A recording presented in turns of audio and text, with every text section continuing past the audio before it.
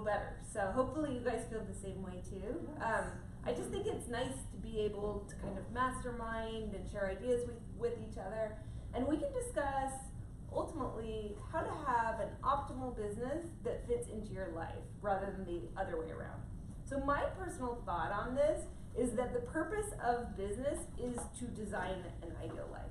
And so often I think we go into this business with the idea that we want to do a certain number of transactions, but as our transaction count increases, what we find inevitably happens is our lifestyle starts decreasing, right? And the question becomes, how can we have both? How can we have a beautifully balanced life and a business that pays us really, really well? So just as a point of context, my name is Isabelle. I run a team up in Prescott. We did 100 units last year. And the thing that I think is really kind of interesting and unique about my business is that I actually only work in the business 3 days a week. So I go into the office 3 days a week. And then beyond that, on Tuesdays and Thursdays, I'm usually home with my son. I just kind of, being together is my love language. I like being physically present. So when I set off to run a business, I knew that I wanted a big business. I knew that was really important to me. I also knew, frankly, I like to make money. I like, to travel. I wanted nice things, right? But I also didn't want that to get eclipsed by what I wanted in my life, which is to be able to work out a certain amount, to see my husband and son a certain amount. And so my task has always been, how can I build a really big business? How can I build a business that's going to feed the life that I ultimately desire, not the other way around? So what is interesting about this as I began to build out my business is every time I went to look at a resource that talked about how to grow a really big business, what I would typically hear, and what I'm sure you guys typically hear, is you just work 1,000,000 hours a week, right?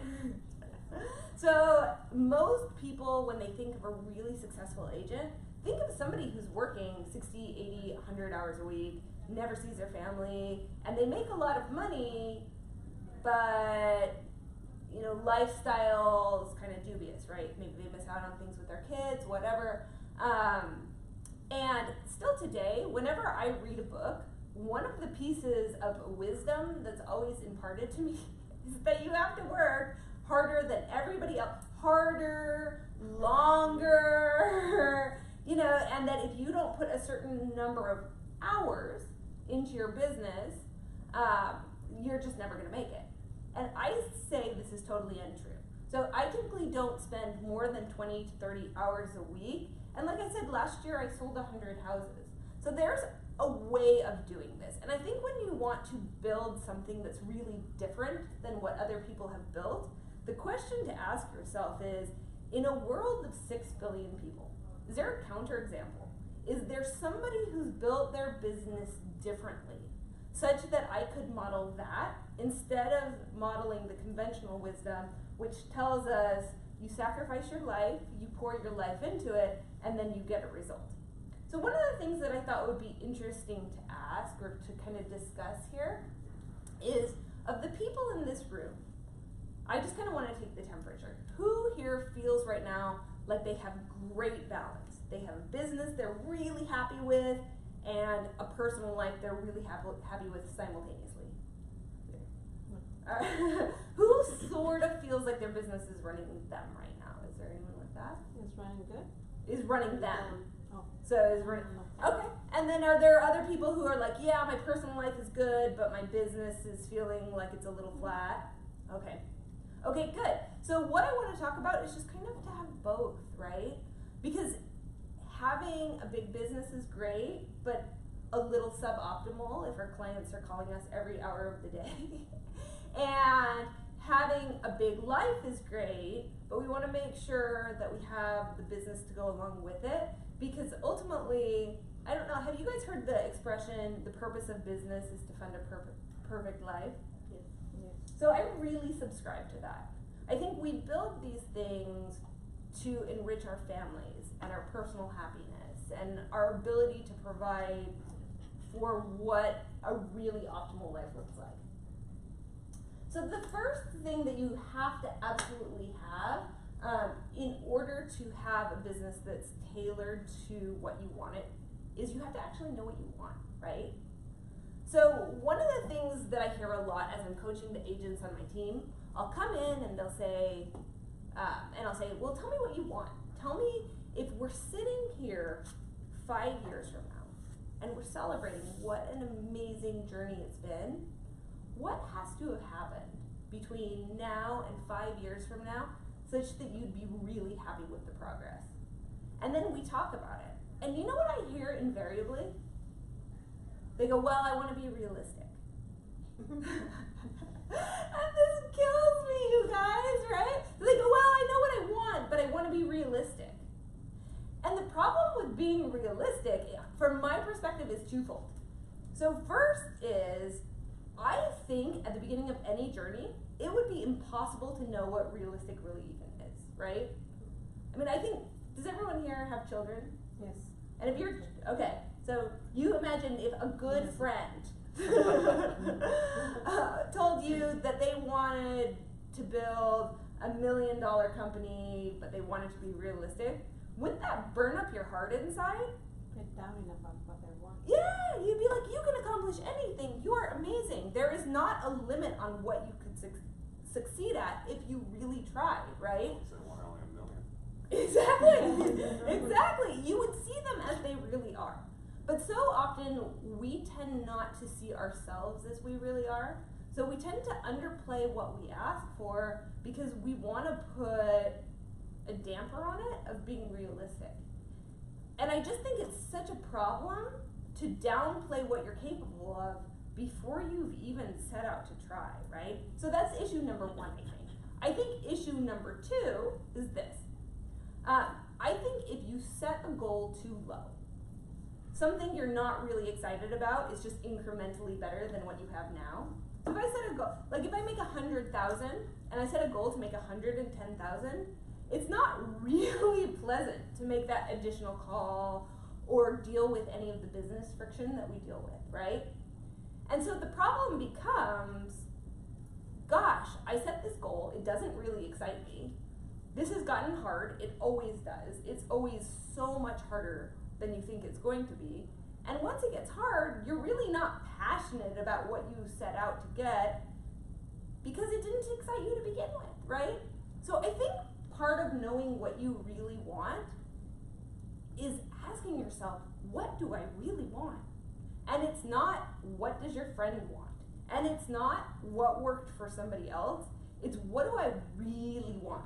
We work in a unique business, and an amazing business, in that you can move the needle on your life so much more quickly than any other industry in the world, right? So I was an accountant for 7 years before I became a real estate agent. If you are an amazing accountant, the business has a good year, you crush it for them, do you know what kind of raise you get at the end of the year? 3%. 3%. And it is the same because cost of living actually goes up, right? Nothing's really improved that much. You get 3%.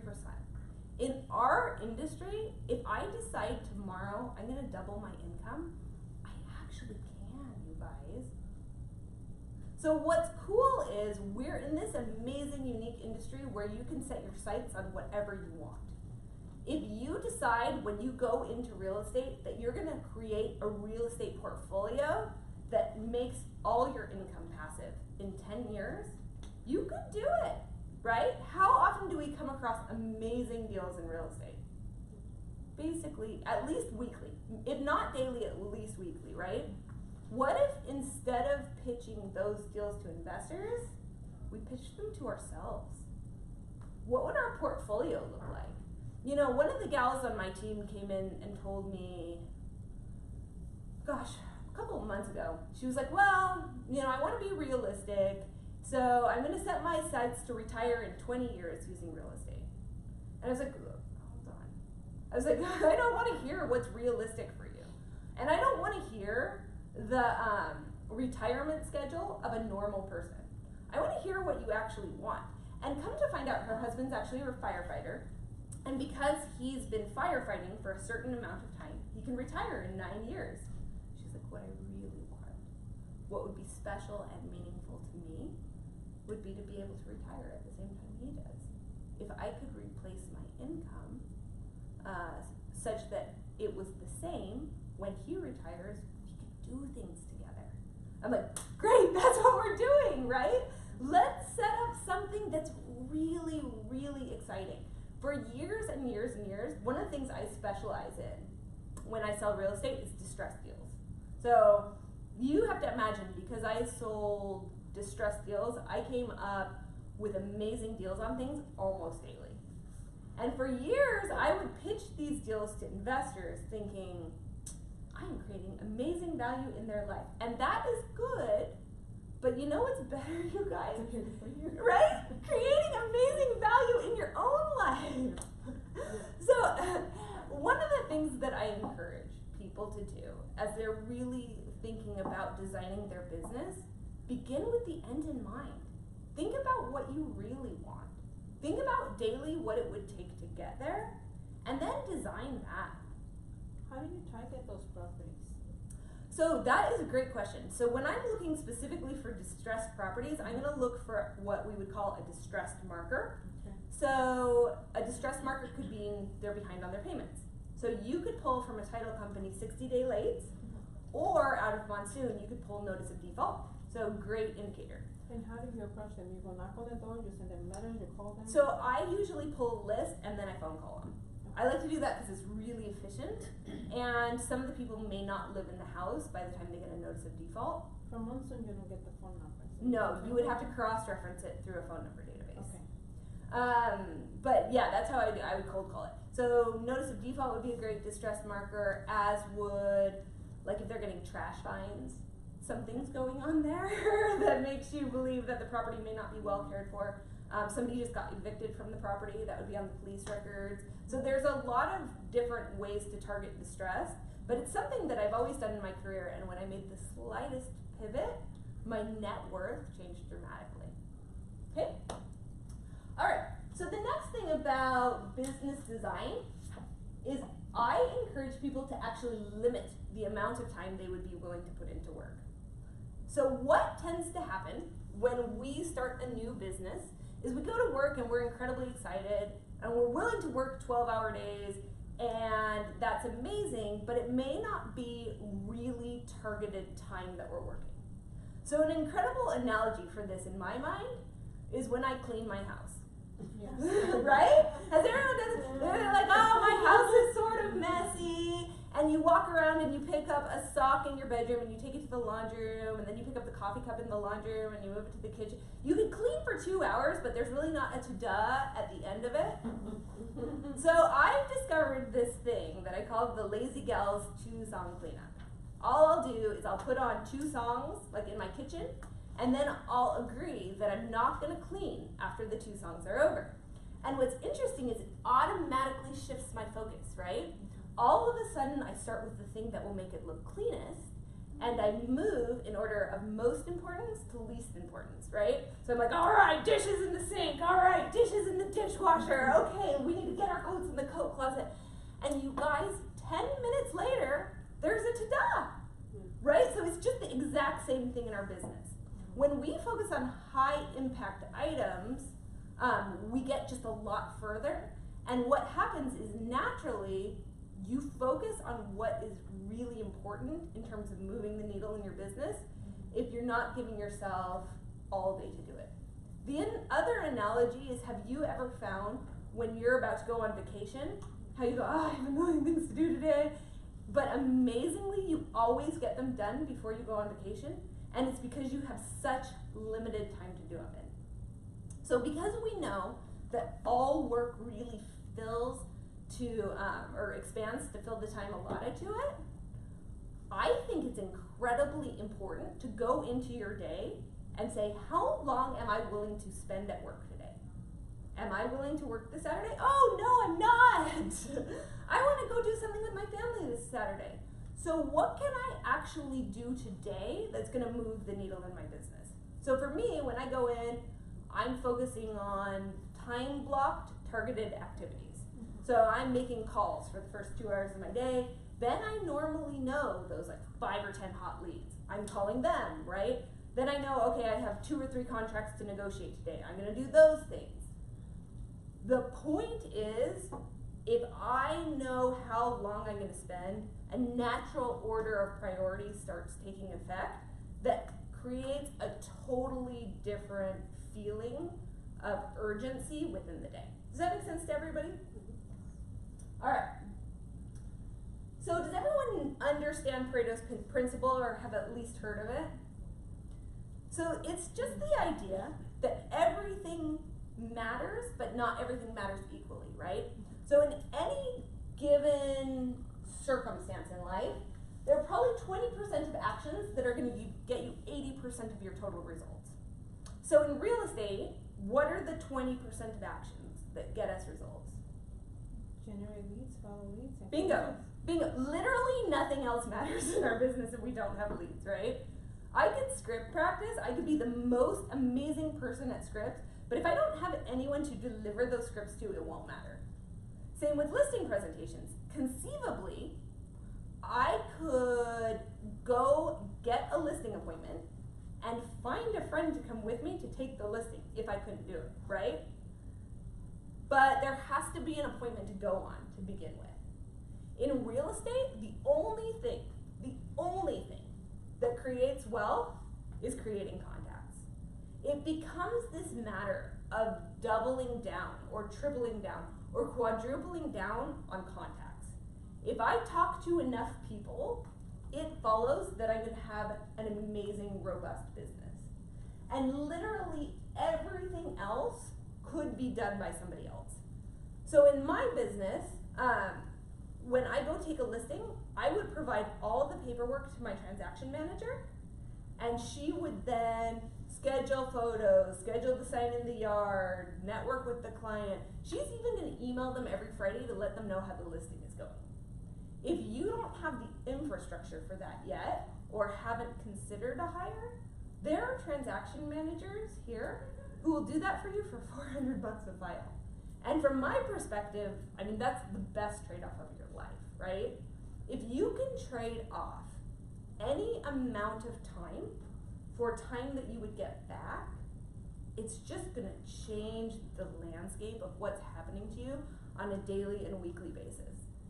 So one of the things that was interesting in my business is when we started updating all our clients on Fridays with what was happening with their listings, guess what didn't happen on Saturday and Sunday? Bingo.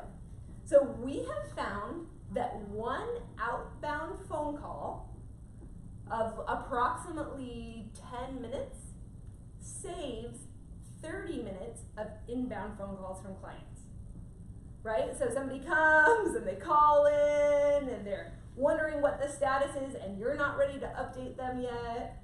What's great is if they know they're gonna get an update on Friday, then they wait for you to call on Friday. And if they know everything that's going on, they don't call you over the weekend because you've already traversed that bridge, right?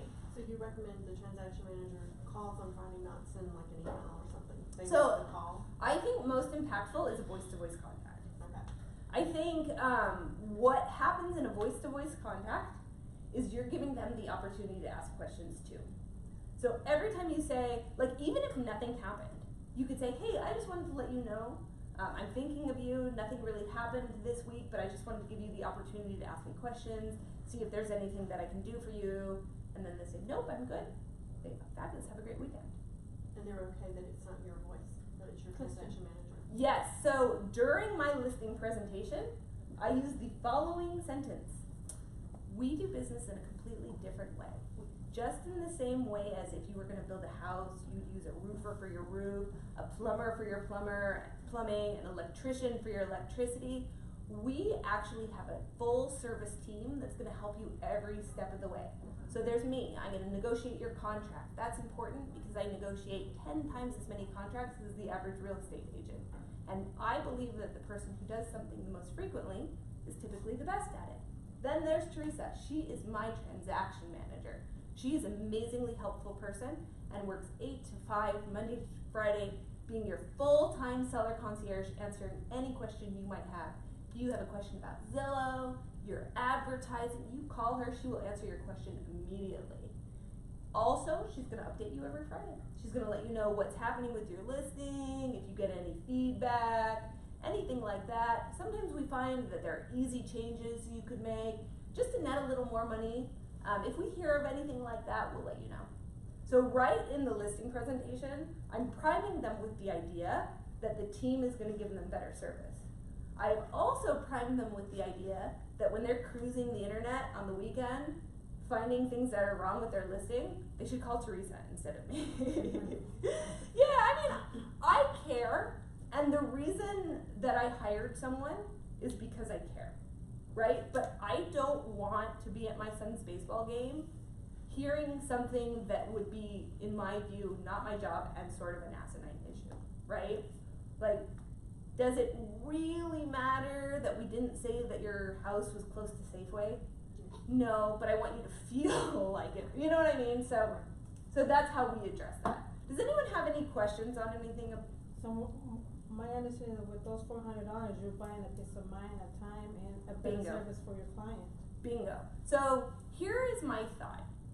My thought is if you looked at what you make per year and what your hourly rate is, you are most likely coming out ahead by paying somebody to do some of the things that you wouldn't necessarily have time to do. Did you ever hire a virtual assistant or what? I have. I think the best virtual assistants would be somebody in the office that isn't necessarily just working only for you, but you could hire them on a contract basis. I would not recommend doing that same thing with somebody from like My Outdesk, or I hired someone one time from the Philippines, and it was just sort of a mess. That I would not recommend doing. But for the first 2-3 years of my business, I used a contract transaction manager person, and every year during that time, my business doubled. It's really, really impactful to have somebody else doing the things that are not directly revenue generating for you. Makes you look more professional. It does, So it's- yeah. The one here at the office, it's only per transaction. If you have something else like marketing or other stuff, Mhm. they won't do it for you, right? That is correct. The downside of using a per transaction person would be they would most likely be limited service. So there are things that they can help you with, and I would actually get an entire list, and too often people underutilize what they can help you with, right? They go, oh, that's just a paperwork person. I'm like, are they? Or could they also get Binzer quotes? Yeah. You know, repair bids. Or could they also call clients and give them updates? There's a lot more that generally that person would be willing to do if only you would ask. I think what happens too often is we assume something isn't possible, and in fact it is. And what is amazing, when I first started, I actually thought the transaction manager sounded better than me because she was more experienced than I was, right? Yes. So I think there's something to be said for, let's find out everything this person would be willing to do. And even if it costs a premium to get the additional services, get the additional services. Every time I have made a hire in my business, it has propelled my business forward, and I have always made incrementally more money. Frankly, even when I hire bad people, I still, it's hilarious. Like, you would think it would go the opposite direction, but just even if it wasn't done, thinking it was done made me focus more on value-add tasks. Does that make sense to everybody? Yeah, because somebody else is doing your paperwork and you're focusing on getting new leads, which keeps you going. Exactly right. So, and I think if you look at any real estate business, in general, there are people who are hunters and there are people who are gatherers, right? We're hunters, usually people who are listing agents or buyer's agents. They like to go out and hunt, but they don't like to tend to field, make sure it's fertilized properly. It's just not in their wheelhouse. So you find somebody else who's delighted to do the things that you don't want to do, and it's a marriage made in heaven. I mean, it's really, really impactful. Okay. So the next thought is, if you limit the the amount of time that you spend at work, when you go to work, you have to actually really work, right? So when I go into the office, I love my team. There's nobody on my team who I don't like. I'm really happy to see them all the time, and I don't talk to them. I'm like, hello, hope you had a great day. Yeah, good weekend. Okay, let's prospect. You know, and the reason for that is when I hired each of them, I knew that I was committing my life to them. And when I wake up in the morning, I know that my transaction manager's livelihood, her bonuses, her income, is directly based off of what I produce. And because I care for her, my commitment to her is that when I show up, I'm playing to win, right? So we don't chat. As much as I would like to, as much as I would like to have a long, you know, how is your day? How is your life? How is your, you know, television shows you're watching? I just don't do it because I know I owe her more than that. And I feel the same way about every member of my team. My way of caring for them is showing up ready to win. Every buyer's agent on my team is going to get more leads when I take more listings, right? Every one of our, so we have people who make phone calls. Every one of them is going to make more money when I am better able to take listings, and I will be better at that when I go on more appointments. So I think there's something to be said for when you show up to work, it's game time.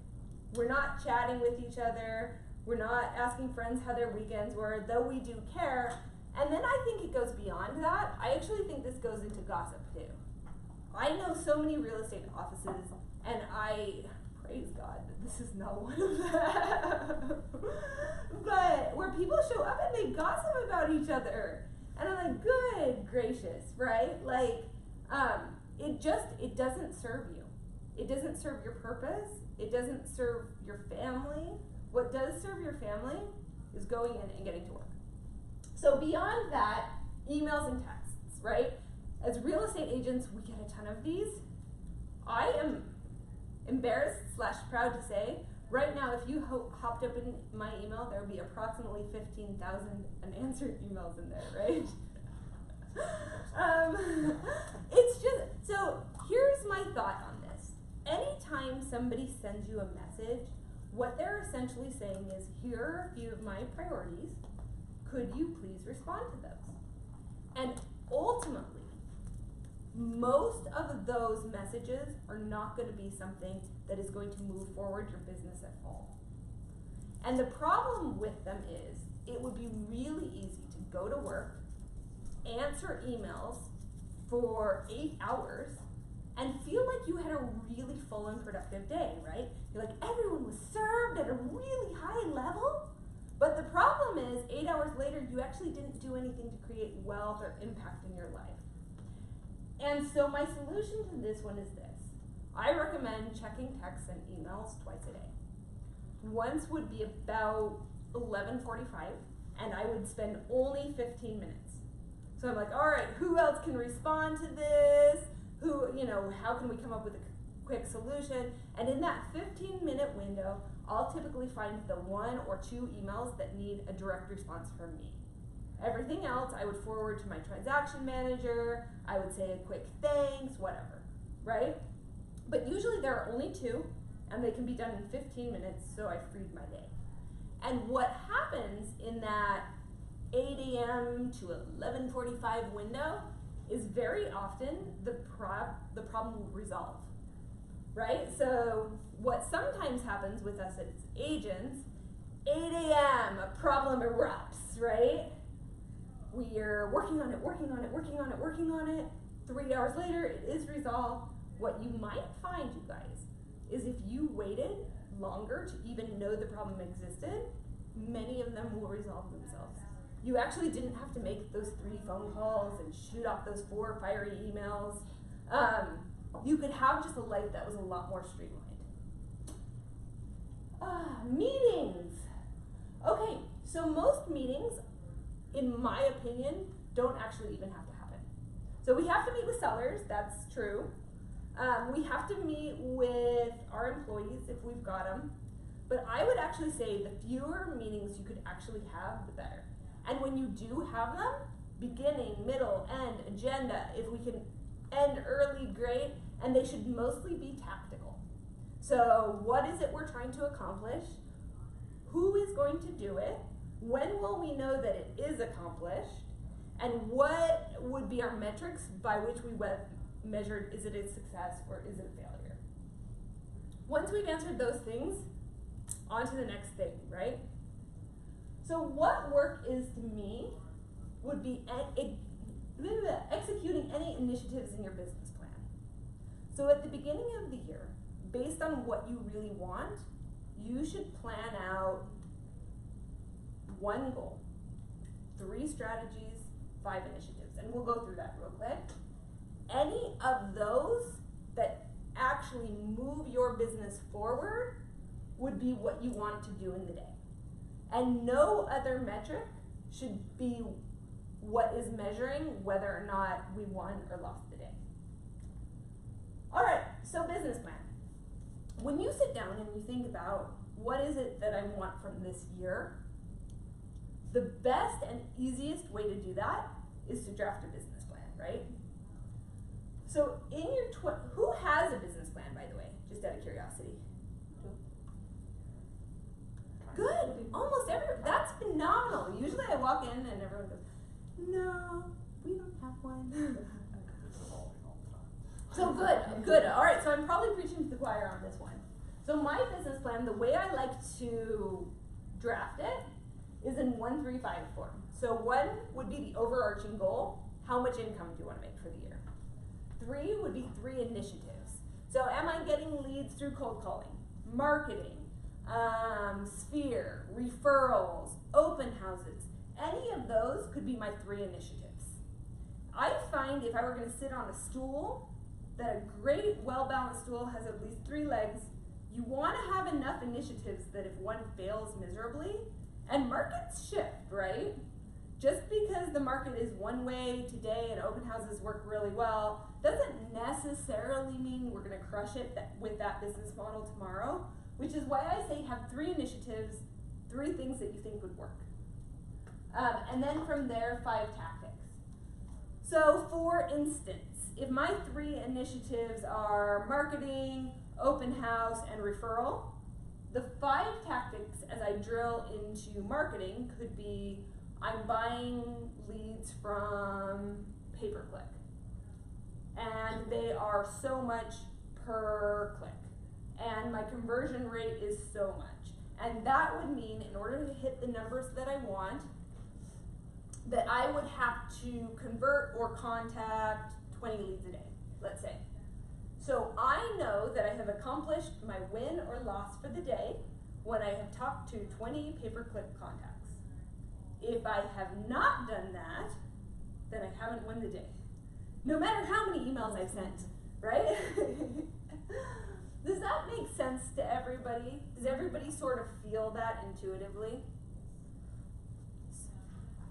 I think the idea of it is if we all have 24 hours in the day, and there are some people that are getting further faster than others, you have to look at what is it that they're doing during the hours. Is there something more targeted? Are they going into the idea, or are they going into the day with an idea of what would actually move the business forward versus not? Does that make sense? All right. What questions do you guys have? What do you want to troubleshoot with me? Like right now, there's, like, how do you stop yourself? Because like there's a buyer and then I'm negotiating with, so I have a listing and I'm negotiating and we're on the 3rd counter. Yep. And then the other one was someone who is finally gotten qualified. Yep. So they want these houses now magically. And so I'm listening to you, but at the same time I'm oh my gosh, this is such a common problem, right? So just how do you make yourself stop? Like this should probably be in my purse on silent, right? So this is part of it. For a long, long time, knowing that my phone was ringing, just knowing that it was ringing caused me anxiety. Right. And what I found solved it is the dumbest thing was to turn my notifications off. Well, I was trying to get the bell off, and I Mhm. still haven't, I still haven't gotten the bell off, so. Well, yeah, no, I mean, I think Right, I think in order to be really successful, what got us there was being highly responsive, right? Whenever somebody needed us, we were there for them, there with an answer, there with a solution. But I think one of the questions that is helpful to ask yourself is, to what extent does this problem need my solution, and to what extent can a solution solve it, versus am I just acting in a last ditch effort to save something that's already lost? Does that make sense? And Like- I think these are all good actions, but how I've noticed, to me it's different, is that even when I do a good job, I'm still anxious now. Where used to, I didn't feel that way. So to me, that says there's something out of whack. It's That good to even- meditate. Honestly, Yeah. if I'm totally honest, that did help The me. calm app, Yeah. the calm app is awesome. Yeah. Yeah. I agree. So, I think there are two issues at play here, and maybe look at both. But issue number one is just an issue of scarcity.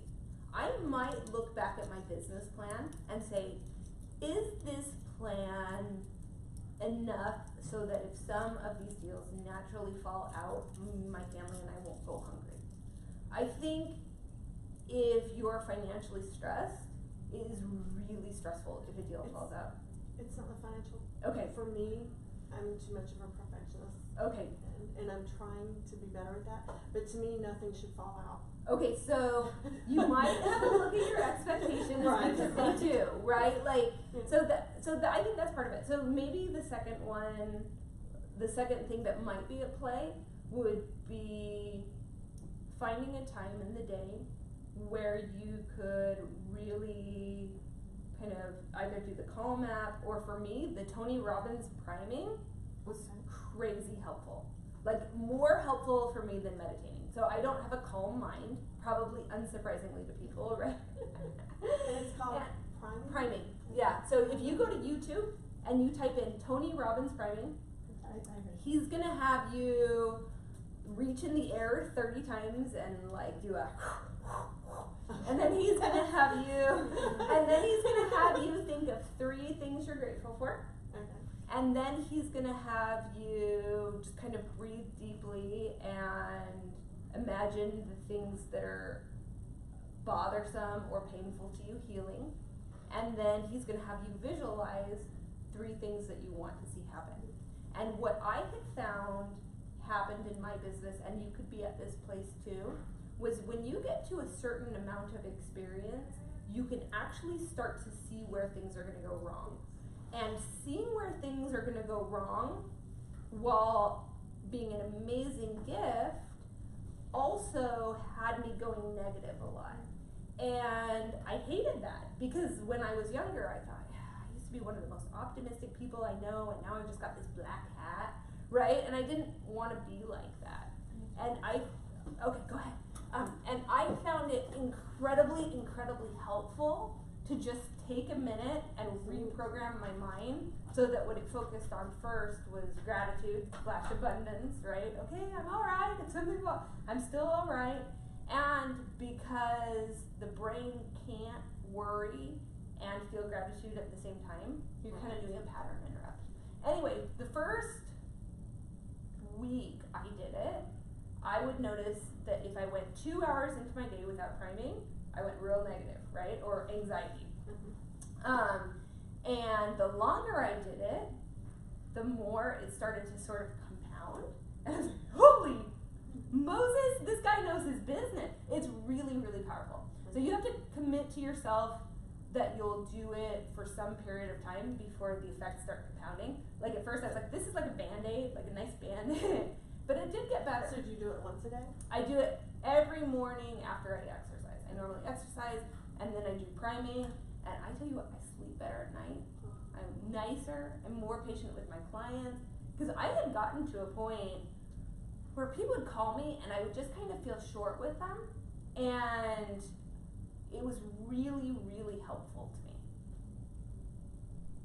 All right, what else?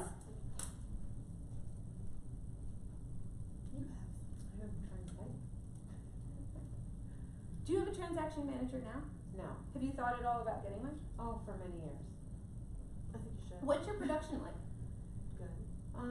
Very good. Like 25 to 30, it's just me. Oh, you're in a But perfect I place for it. am so, like probably everyone else, type A personality, and I tell people all the time, I'm like, I know it's not rocket science, it's not brain surgery, but I just feel like no one can do it like I do it. I think, No one can, I think can that's take care of my clients yeah. like I do, which I'm sure everyone thinks. Yep. I think that's probably accurate. I right? just found that I was working twice as hard, because they weren't doing what they needed to do. Right. So I I mean, was having to do I've done twice it as much. before, like I shared an assistant with Mhm. other agents, Mhm.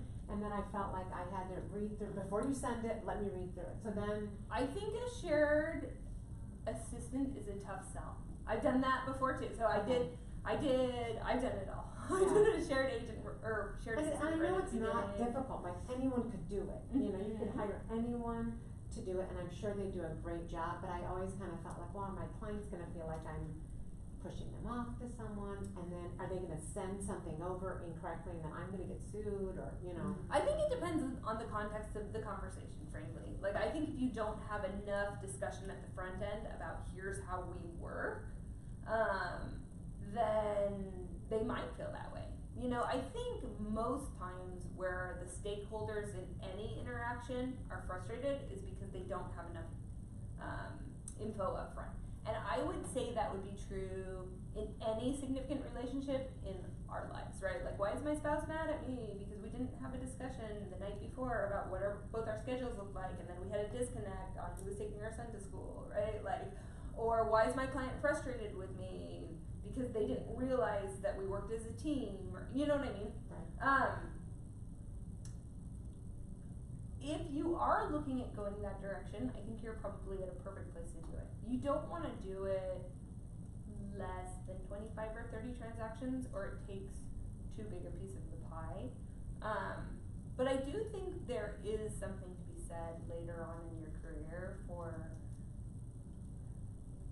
it even if you have to train that person and check everything that they do in the short run, in the long run, it is helpful for having quality of life. I think it's really similar to, like, you're teaching your kids how to do chores, and at first you're like, this just feels like I'm doing the chores slower and less quality, right? But long term, you're happy that your kids can clean up the house. Like, you could then tell them, like, hey, go clean the bathroom, and they actually could.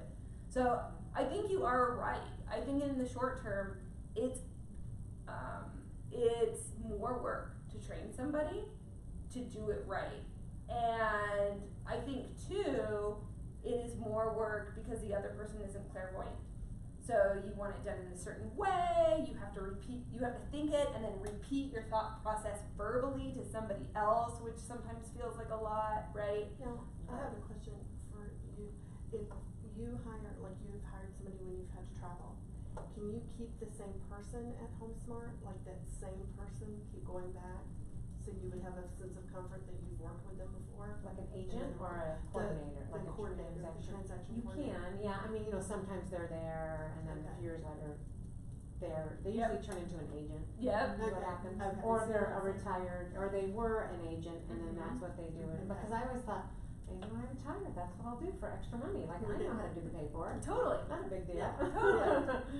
Cause I was just thinking if you had the same person, you felt like, because I know you've got your whole system down, cause you've got, you know, everything you send and everything you do. You know what else if you decide to go this direction, Keller Williams actually has a class, and anyone can register for it. And it's called The Perfect Assistant. You hire an assistant, and then you both take phone calls once a week. They train your assistant, and you discuss what they learn. And for me, because I'm very busy and I don't love explaining my thought process to people, that was one of the huge obstacles to me on hiring an assistant. I just thought, I don't know. But I put both my first and my second assistant through that class, and it was a game changer. You know, I mean, I think sometimes if you think it's going to be difficult to articulate everything that happens in your system or in your business, or even if there are systems that would help your business function optimally that you don't even know exist yet. They go, you know, this is what happens with most assistants and rainmakers. You can go, hey, actually, that's not half a bad idea. So it's So something is to think it a about. day class or a week? No, I think it's a 6-week class, Okay. and they're all online. So Oh, okay. yeah, so they'll send you materials that you would go into a link and you'd watch it, and then there would be a audio phone call where you could ask questions at the end. But it's an exceptional class, and I think the pricing is the same whether you're KW or my home group or HomeSmart. No matter what, you could do it. So what else? What else can I answer? So you feel like you do everything twice if you hire somebody, so When you I was haven't? doing it, Okay. Yeah, well, I'm sure you did at first, and I think that's the That's the what she said, struggle. but You know. there's just people, it's a turnover, so it's not like, I mean, you're constantly different people, you know. Did you hire a specific transaction? So that's the other thing. When I used a per file person, I found somebody who had been with the brokerage forever. And she was my girl. You know, I used her on every single file. She knew how I wanted things done. She knew how I sort of functioned. And then when I got big enough and busy enough where I needed somebody full time, what's interesting is although agents do turn over, usually office help does not. So their temperament is just different than ours, right? They're really loyal. They like being excellent at what they do. The longer they're with a specific person, the more excellent they tend to get. At this point, I could call my transaction manager right now and say, hey, I need an addendum on this file, I need it to say this, and I could trust that it would be perfect. So in the short run, it is Would much she more. actually send it for you, or She would, just? yeah, she'd Okay. send it to me, or for me. So when I'm out on the road and I negotiate something, I'll actually negotiate the terms of all the contract, and then I can call her, and I'll say, hey, I need you to write an addendum that says this, this, and this. She can send it out, get it signed, and then she can send it to the other agent, so I know that the loop is closed. And you don't actually look at it at any Not point, anymore. Yeah, I would've on day one, right. but at this point, And how long has she been with you? how long has she been with me? 3 years? So on day one, I would have looked at it all. I'd say, show me this, okay, change the wording this way. But as you're training someone, you do have to intentionally say, I worded it this way because I think about it this way. Here is the loophole we're trying to avoid. Here's the long-term objective we're trying to obtain. You know, if you're with a smart and detail-oriented person, which a transaction manager should be, they will learn how you think. And at that point, it makes your life a heck of a lot easier. And do you 1099 or do you have to do? She is my full-time employee. She's a W-2. And anyone who is looking at hiring an employee that is their employee, if you're not W-2ing them, you're putting yourself in some real dangerous ground that I would not recommend. So, if they can work for multiple people and they don't work just for you, that's a 1099er. But if they come into your office and they're your employee, Okay.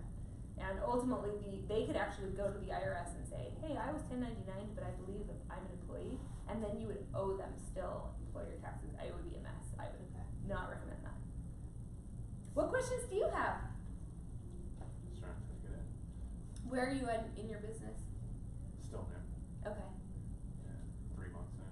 Good for you. What got you into real estate? Something I wanted to do for a long time.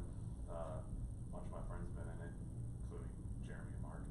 Oh, very cool. So just finally did it Do you know what you want out of it? Do you know what you hope to accomplish? as much as possible. Yeah, but what does that mean? I'm still trying to figure that out yet. I mean, I know they had me setting number goals before, but it was like you were saying, like how do you know what's realistic when you first start? So what I would actually do, maybe if I were in your position, is think about what I legitimately want in terms of lifestyle. And I think we need to look at this really holistically, right? So where do I want to live? What do I want to drive? How many hours do I want to put into this? What does it actually take to fund the lifestyle that I want? Do I wanna travel anywhere? Do I wanna buy any real estate as investments? I think it makes sense to set an objective based on what it is that you actually want, and then you have a number from there. And then if you do that, when you build out your business plan, I think each of the 3 initiatives have to be things you would legitimately be willing to do. So for instance, when I came into real estate, I don't know why, I hated the idea of calling my sphere. I just did not like it at all. I didn't want to do that at all. So I'm like, all right, well that's off. And my husband worked 8 to 5 Monday through Friday, and was really kind of opposed to the idea that I would hold open houses all weekend. He's also a time spent guy. So that was off, right? So I'm like, all right, well I need a business where I don't have to call anyone I know. And I hold 0 open houses. So, that left cold calling, right? Yeah. And what is beautiful about this business is you can crush it in any capacity. I don't have to build my business the same way as you. You don't have to like what I like, and we can both crush it. But we have to think about what we really want. And because you and I are different, it necessarily facilitates that we would have different business plans. So that's the other thing that I think is kind of sad. When people go into the business and they're like, I have this business plan that somebody gave me. I'm like, no. How much, there are some people that are like, I want to make $250,000. And then there are some people that are like, I want to make 50. And frankly, for a lot of the world, 50 is a good amount of money.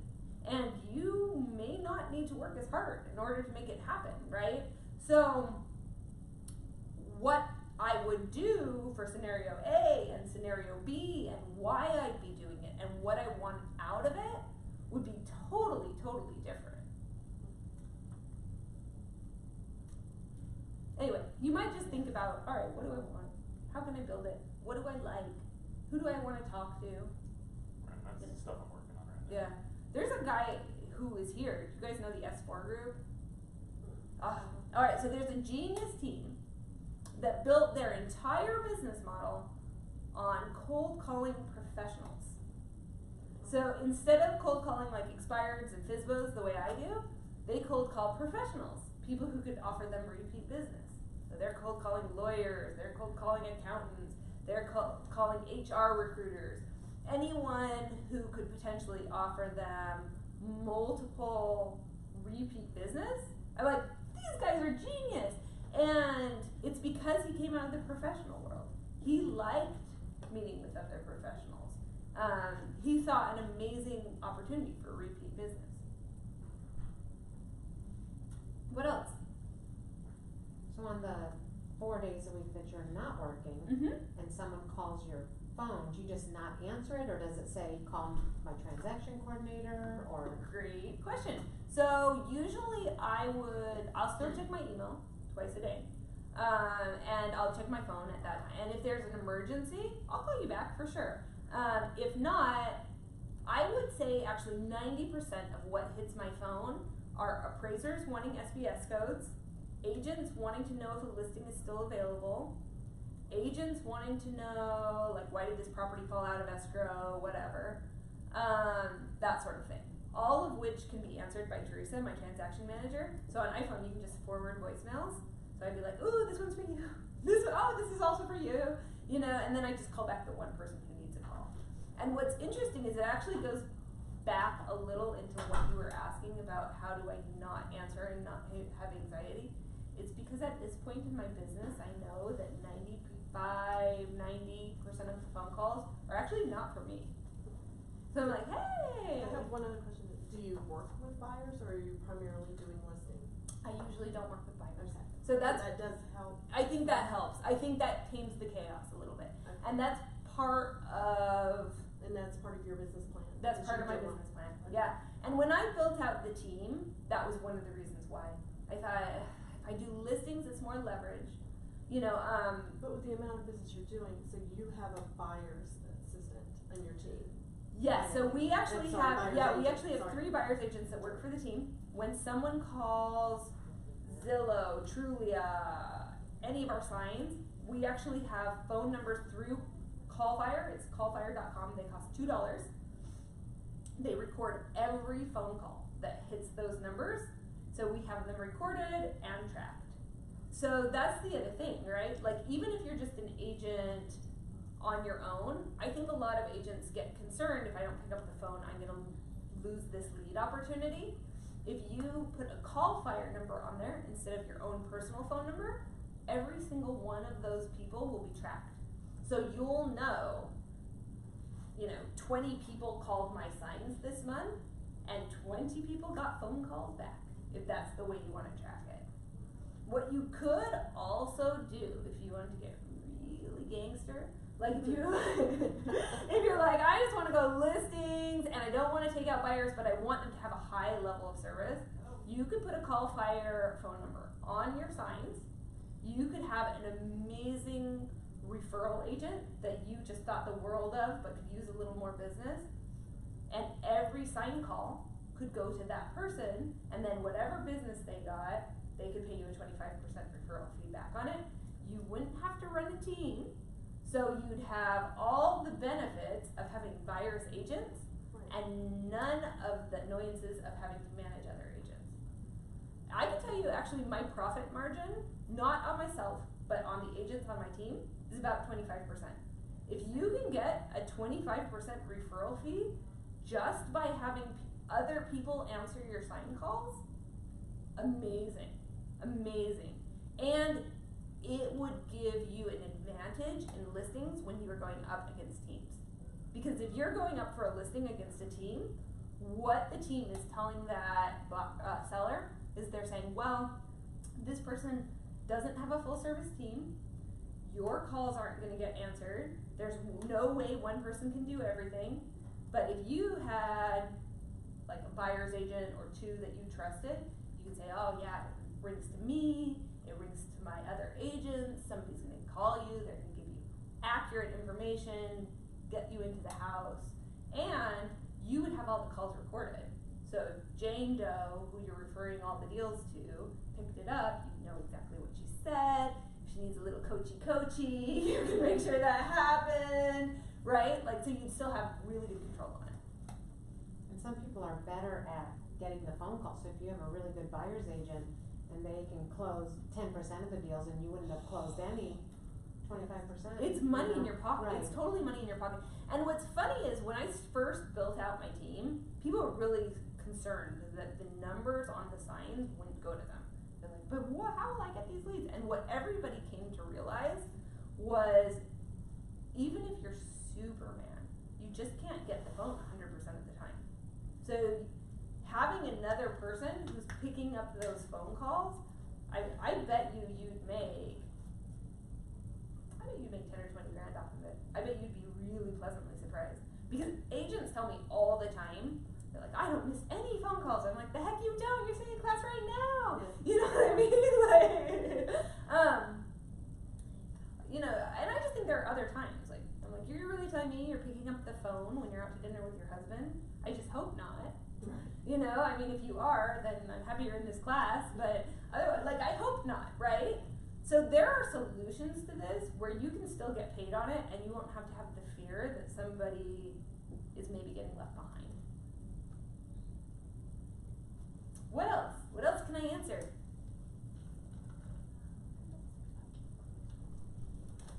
Will you ever give a class about going after distressed properties? Sure. If anyone wants it, yeah, I'll totally. There are 2 favorite topics of mine in real estate. One is cold calling / going after distressed properties, and the other is this. The cold calling / going after distressed properties, I think, has a lot to do with building your own portfolio. Okay. When I went into this business, I just had no conception on what was possible for myself in terms of building wealth, right?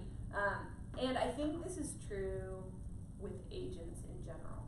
So when people come to me and say, hey, I want to make $100,000 in real estate, that's good, but what happens when you burn out on it, right? Like, and everybody at some point doesn't want to do it anymore, so what's better is if you can make $100,000 passive at the end. And this, you know, having a business that you're happy with, that doesn't run you all the time, I just feel passionately about it because when I was coming up in this industry, there was a lot of discussion on building out a lot of transactions and units, but no discussion about how to do that on a compressed time schedule or in a more strategic way. You know, I think a lot of times too, like, you'll see these male listing agents, which is great, like really powerful male team, and they don't mind working 60 hours a week. But I'd be like, what about me? You know, what about the trade-offs I don't want to make? You know, I think there's something to be said for having a really lovely life. Anything else?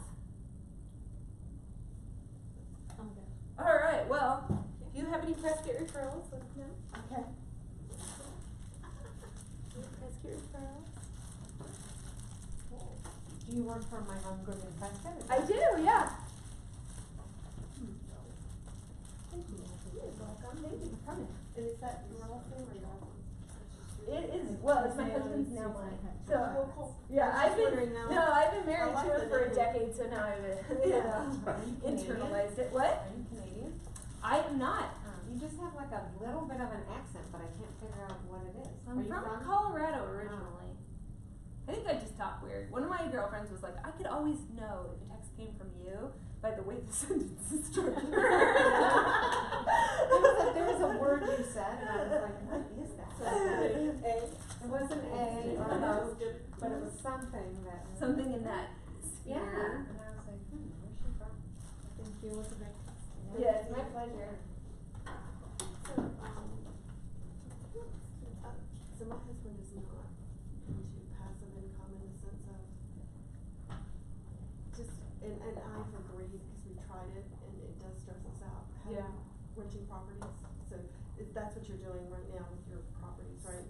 So we have actually two things that we would do with targeted investment properties. And the first would be to just have it as a rental. Okay. So, and then the second would be to flip it. Yeah. So But it's we better do. with flip The it. flipping Okay. is less stressful, I think, long term. So let me tell you guys what I'm loving flipping right now. And I think there's something like this in the Phoenix market too. Whether it's condos or, so up in Prescott, everything under 200,000 is a manufactured home. It is not a traditional stick-built home. It's manufactured. So I found out that if I purchased manufactured homes fully depreciated, so just completely abused, and rehab them because they had really tight square footage, like 700 to 1,000 square feet, it would only cost me $20,000 to rehab them, and it would only cost me $35 to $45 to buy them. So they're a series of small bets, $55,000 to $60,000 all in, and when they're fixed, I can sell them for $115 usually. So there's And people can huge get them profit. financed? Mhm. Oh, cool. Yeah, I would those go think right they would have a around. problem. So Yeah. when I lived in Phoenix, I was not aware of this. I was like, I just didn't know very much about manufactured homes because this market is primarily site-built. But if you looked at like AJ or Queen Creek or somewhere like that where it's more mobile heavy, you could, you can finance this thing anywhere. Like you could go over to Lizzie and get it done with Guild. They have a manufactured loan product. So it's really feasible, and when you start bringing financing back into the picture is where you actually start to have a profit margin. And what's interesting about them in our market, that I bet would be the same almost across the board, is I've got 55, 60 into this thing, right? Mhm. But housing actually has a base rent. So in our market, you can rent them out for $80 to $50. So I'm like, that's what, So if you $10,000 couldn't- a year, which is about 20% return So on if you investment. couldn't get one flipped, that's what you would do, that's your plan Yes. B? Yeah, so Okay. whenever I go into them, it's plan A, plan B, because I totally understand what you mean by it stresses me out, or even like, you could probably do more deals if you brought in some hard money. I just like to be in cash. Mine's most- is not. Yeah. So all our retirement income right now is in 401k. Okay. And it's good, but it's Okay. gonna cost us when we get it, Yeah. because So it's not been taxed. So it would be Yeah. nice to have another form of income. you might, I mean, don't take my advice for it if this is being recorded. You might look at doing some into a Roth conversion, Okay. and you could do a self-directed Roth. Okay. In which case, you might be able to do some flips in there, and you could So put. that would be different than an REIT. How did they say that? Real estate investment. Yes, so a So- REIT would be if I go and buy a stock of a company that owns 100 different rental properties. A self-directed IRA would be I'm using the information in my brain to purchase a rental property, and I'm holding it in my Roth. Okay. So any rent that I got or whatever goes into the Roth, and when it comes out, I wouldn't pay taxes on it. Okay. So But that's not and it's not a 1031. it's not a 1031, Okay. it's a Roth. Self-directed. Yeah, it's a self-directed Okay. IRA, it's a self-directed Roth. So when you do your manufactured homes, you said sometimes you rent them out? Mm-hmm. So Because I was just interestingly enough, reading an article yesterday or the day before about it. They raise the rents all the time. That's where Mhm. you gotta be a little yeah, savvy. so I actually think right now. The land, the property rent. for Oh, great question. So I purchase manufactured homes that are not in parks. Okay. So if So they're on land, so the land is also owned? They the own the land is land. also owned. Oh. So you Okay. could not That's why your finance costs are something high. that was That not in a makes park. sense. So it would have to be, the ownership on it would look the exact same as if I bought a site-built house. Okay. So if I buy a site-built house, I just own it, right? I don't pay any rent, there's not a land lease, there's nothing like But that. that's what I was thinking would be the only way to do it, okay. No, That so makes sense. if you went out to like. No, I mean to buy it when Yeah. it's already on there. Yeah, not if you- in a- Yeah, exactly. Couldn't. Because otherwise, you're paying a land lease. It's Mhm. going to cut into your rent. It's going to cut into your upside. And it could end up turning upside down altogether at some point. Correct. So And it's those cannot be financed. So if That's it's what in I a was park, thinking. they That's can't be what I was financed. thinking. So it would have to be a property like on land. And then but haven't you when I look at land, like for a second home or whatever, Mhm, there, mhm. because of course my husband doesn't, but I would be interested. I see it a lot of times when I'm looking at certain square footage for a certain price, Mhm. they're double wide. So do you Yes. also do the double wides as well? We do. So we would do a double wide or a single wide. Okay, Double wide would actually be easier to finance than a single wide. okay, The best thing about a single wide is the square footage is so tight. yeah. So it's just what do you- really hard to And lose, so how right? much do you typically spend on the double wides? About double or, It would depend on the square footage. okay, So if it's 1,100 square feet, I might go up to like 55. okay. But it depends partially on condition, partly on square footage.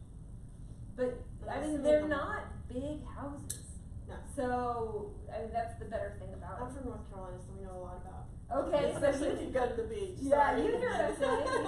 It's hilarious because before I went up to Prescott, if someone would have pitched this idea to me, I would have been like, "This is the worst idea, worst." But what's interesting is the numbers on it are fantastic. They're really, really amazing. And so you're turning it back into to the self-directed Roth, so you're not paying tax, or you're just paying tax? So if you're in a self-directed Roth, you will not pay tax. So in order to get your money into a self-directed Roth, you would either A, have to make a donation, or not a donation, a contribution into the Roth, or B, take your 401k and convert it into a Roth, which you would pay some taxes on. So it's more of a long-term, I think I'm gonna have big gains, and I don't wanna pay taxes on those gains. Okay, I feel like it might be hard to do the manufactured thing here, cause there's not many that are, I don't think, that are in that 35. Yeah, go north. But they're not that cheap, cause I've looked, cause They they're are like that cheap. I've hotels. wholesaled them You're before. buying property with them as well. Yeah, like even. But there's plenty of them out there. But I mean, but I they're don't know still if in they're like for sale, the though. 200s though, so I don't know that they'd be enough of So a- here is the But deal. there are some, if you go, where are we? like 32nd and. Yes. Yep. There's a Like sweet spot North there. Phoenix, there's some. Yeah. You know where that $900,000 house was, the Yeah. woman? Okay. They're They're there, around but there. I've shown in there, and they're in the hundreds still. But you know what a house is there? Yeah. So that's still Right. a market That's where for you're some getting people. Right. It's Well- the trade-off, right? Right. of- And Because here's a the lot of thing. people can't do the 2 and 300, but they can buy the, you know, Yes. I mean. Yeah. Right, right. You know, you get it 189 with your whatever, they can Yes. do that, or they Right. can't. And a VA can do that, right? Can't VA Mhm, still buy them? mhm. So, Yeah. the people other wouldn't- key that's too true. is you're not looking at retail deals usually. Right. Some wholesalers pitching Yeah. you an idea, you find something off market that you're like, wow, you really bred cats in here, huh? That happens, like that that. happens in 825 whatever. Oh, I just yeah. went into one of those, it was, It happens But they're in in areas every where you zip wouldn't think code. to- it's places Yeah. I drive by and Yes. go, ooh, who would wanna live there? You Right. know, Yeah. Yeah. but I've seen them. And- Yeah. The most money I ever make is when I go in the worst houses. Just the worst, you know, and there's something to be said for them. You know, what's interesting is, as agents, when we see a $35,000 house, we see $1,000 of commission, right? But if you walk into $60,000 of equity, holy smokes, you just made so much more money. And these junked out places, I can find them $35,000 off market and just buy them. And if I put them on market, I can sell them for $50,000. So even after everything's paid, I'm still making a nice spread pretty instantly. You've got a lot up there in Prescott, though, don't you? And around the surrounding area. Yeah, I mean, there's a good amount, but I think also because I look for it. I think, and that's part of what I just started telling people, because in the last couple of years, my idea about how we would structure our lives has just evolved. You know, I used to, like I said, I used to be like, I'm gonna provide value to others.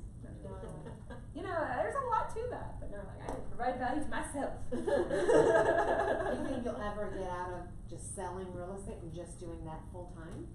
'Cause I guess it's like, cause it's just you, then it's less stressful. This is buy it, you fix it, you sell it, and you. I get what you're saying theoretically, but I think if the market shifts, it's good to have both, right? Like, Yeah. I think, because I actually had a really good friend who has a well-known retail team down here, and a well-known wholesale team in the wholesale business. And on the retail team, like, you would know who it was. He sells a lot. And he made, I think, 3 times as much on his wholesale investment side than he did on his retail side. So I was like, are we getting rid of the retail team, right? And he's like, well, if the market ever shifts, Yeah. you want to have both, you know, I mean, what works in one market is, you know, Or it's like Walmart, be your loss leader. You just. well, and like for me, like the ones I don't take down or wholesale, we would then cold call them and try to list them. So there's another play, like they dovetail off each other. Well, thank you very much. Yeah, my pleasure. Very much. Have a safe drive home. Thank you. Yeah. Yeah, what's the weather like up there today?